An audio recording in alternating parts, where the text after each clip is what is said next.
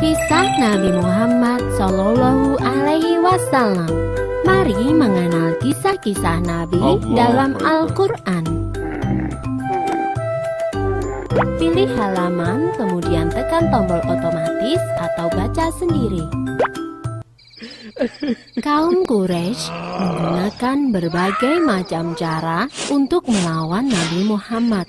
Al-Quran yang disampaikan oleh Nabi Muhammad mereka anggap sebagai syair biasa, sehingga mereka meminta pada Abu Sufyan bin Al-Harith untuk membuat syair tandingan.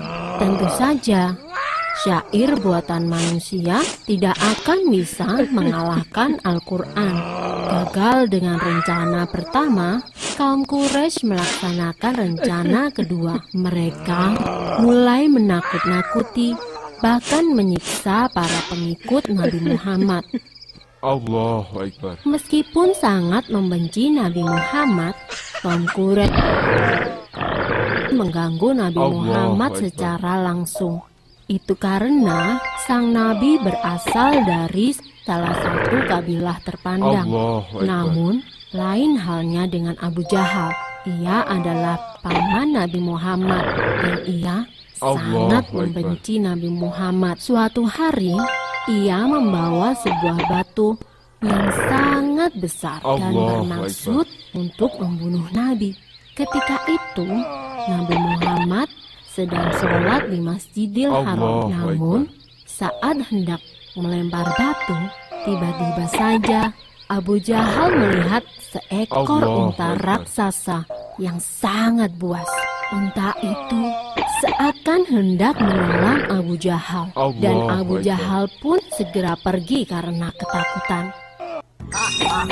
Percobaan pembunuhan kepada Nabi Muhammad selalu dilakukan secara diam-diam. Setelah Abu Jahal gagal, kini giliran Abu Lahab yang bertindak. Ia mencoba membunuh Nabi dengan cara menjerat leher Nabi menggunakan sebuah selendang. Saat itu muncullah Abu Bakar. Ia segera mendorong Abu Lahab dan melepaskan belitan selendang itu dari leher Nabi Muhammad.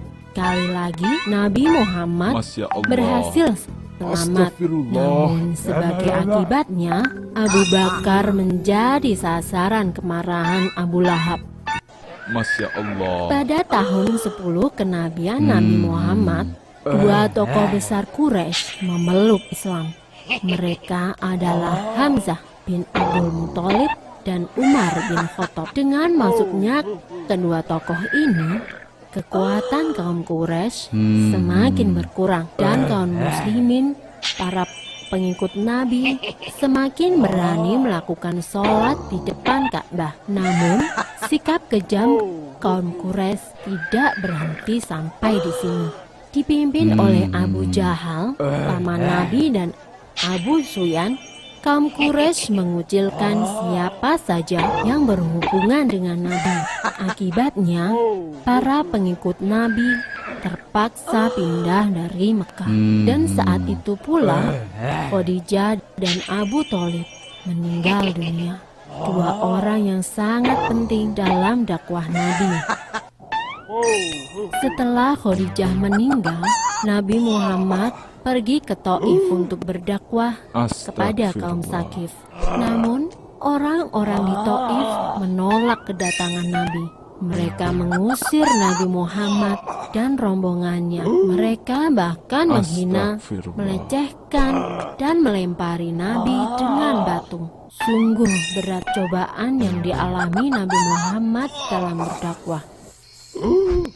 Pada tanggal 27 Rajab tahun ke-11 kenabian, Allah memerintahkan kepada Nabi Muhammad untuk melaksanakan Isra dan Mi'raj.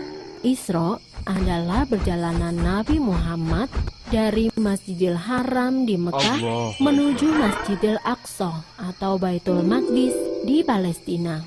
Sedangkan Mi'raj adalah perjalanan Nabi Muhammad dari Masjidil Aqsa ke langit ketujuh atau Sidratul Muntaha. Isra dan Mi'raj dilakukan selama waktu 1 malam saja. Dalam peristiwa ini, Nabi Muhammad menerima perintah untuk melaksanakan sholat 5 waktu. Peristiwa Isra Mi'raj Nabi Muhammad menjadi pukulan yang sangat besar bagi kaum kafir Quraisy dan juga kaum muslimin pengikut Nabi. Kaum Quraisy menjadikan peristiwa itu sebagai bahan olok-olokan dan menyebut Nabi Muhammad sebagai penipu dan pendusta. Mana mungkin bisa melakukan perjalanan dari Mekah ke Palestina hanya dalam waktu 1 malam. Ada beberapa pengikut Nabi yang terhasut oleh kaum Quraisy. Mereka menyatakan keluar dari Islam karena tidak percaya pada peristiwa Isra Mi'raj yang dialami oleh Nabi Muhammad.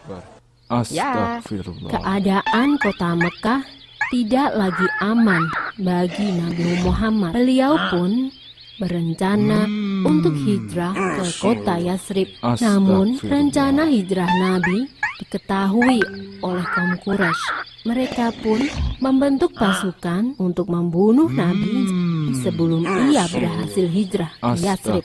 Dalam pelariannya, Nabi Muhammad dan para sahabat bersembunyi di Gua Sur. Allah berkehendak untuk menyelamatkan Nabi Muhammad.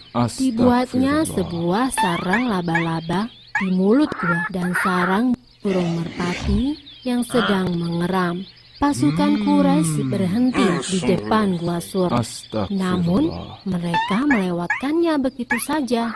Menurut mereka tidak mungkin Nabi bersembunyi di dalam gua tanpa merusak sarang laba-laba dan burung merpati.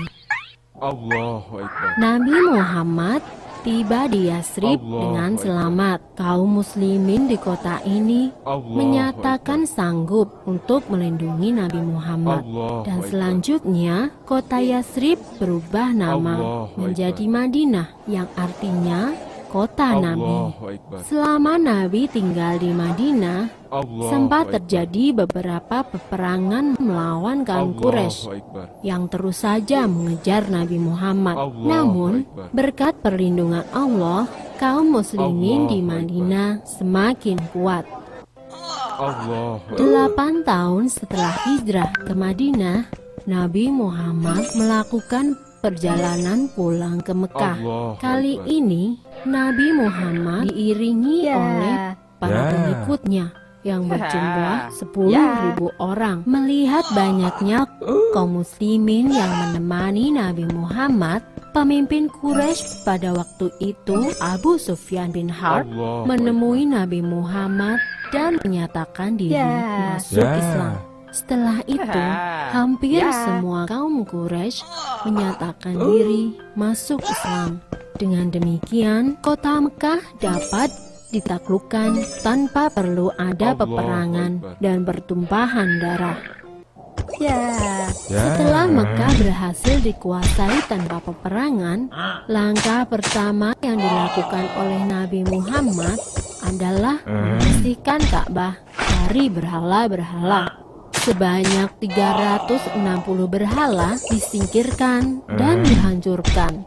Tak lama kemudian, para pemimpin dari seluruh penjuru tanah Arab menyatakan diri untuk masuk Islam dan tunduk pada peraturan Islam. Orang-orang tiada henti menemui Nabi Muhammad dan menyatakan imannya. Peristiwa ini membuat Nabi Muhammad menyadari bahwa tugasnya hampir berakhir. Kemudian beliau beserta 100.000 kaum muslimin mengerjakan haji wada atau haji penghabisan. Ketika Nabi berada di padang Arafah, turunlah surat Al-Maidah ayat 3. Itulah wahyu terakhir yang diterima oleh Nabi Muhammad. Dan pada tanggal 12 Rabiul Awal tahun Hijriah, Nabi Muhammad wafat. Pesan terakhir Nabi Muhammad adalah, kutinggalkan untuk kamu 2 perkara. Tidaklah kamu akan tersesat selama-lamanya selama kamu berpegang pada 2 hal, yaitu Kitabullah atau Al-Quran dan Sunnah Rasulnya. Selesai. Wahyu terakhir yang diterima oleh Nabi Muhammad adalah surat Al-Maidah ayat 3.